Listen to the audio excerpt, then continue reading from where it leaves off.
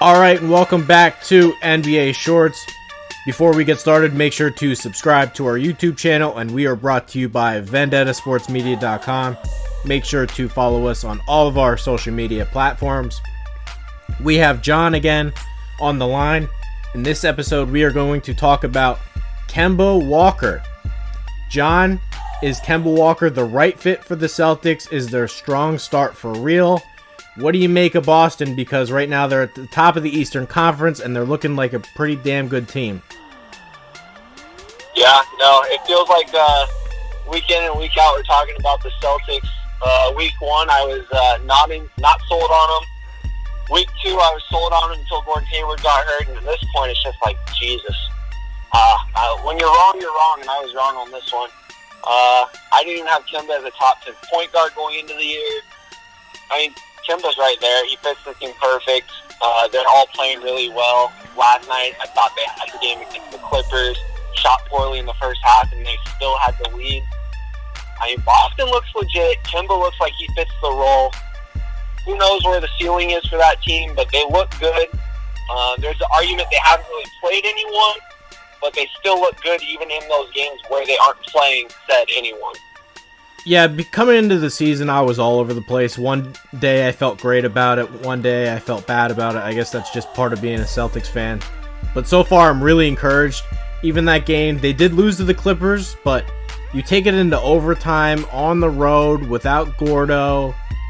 I thought they played really well. I'm really encouraged.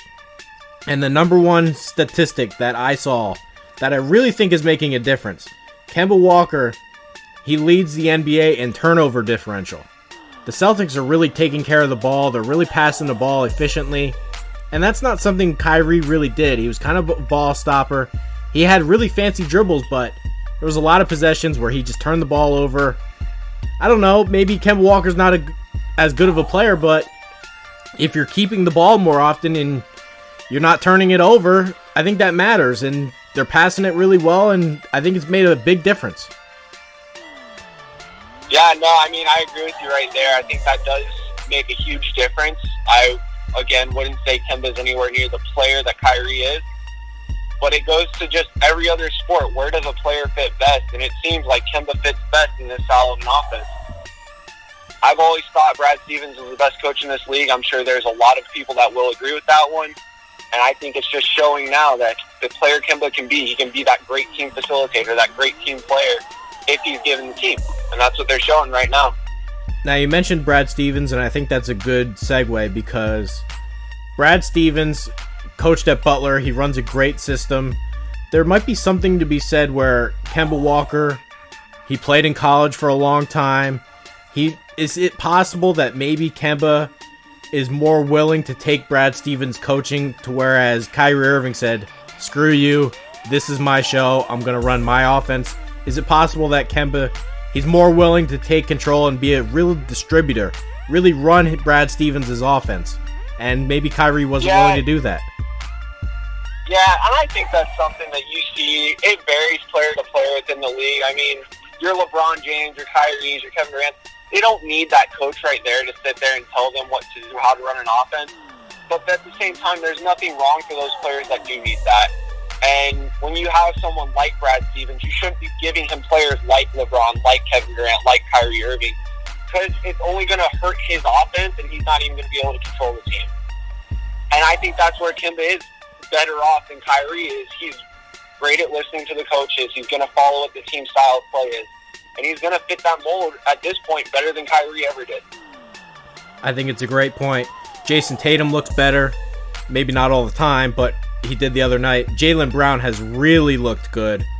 I think they're passing the ball better than ever.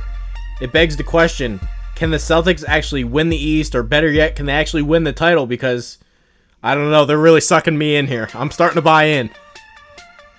Starting to buy in. That's a true Celtics fan right there. I don't know. Again, I don't know if I would sit here and say, oh, they're going to win the East, they're going to win the finals. I mean, I'd sit here and say at this point they're a contender because of the Eastern Conference itself. And, maybe the Eastern Conference is such an easy ride come April that the playoffs are, the finals itself is so easy for that Eastern Conference team. But I don't know. I think the Western Conference itself is still too loaded for a team in the East to win it all this year. But you know what? Boston looks right there. We'll see how it goes 82 games. Kemba Walker is fitting in seamlessly to the Celtics. They look better than expected and maybe a real contender to win the East. That'll do it for this episode of NBA Shorts. Thank you for watching, and we will see you next time.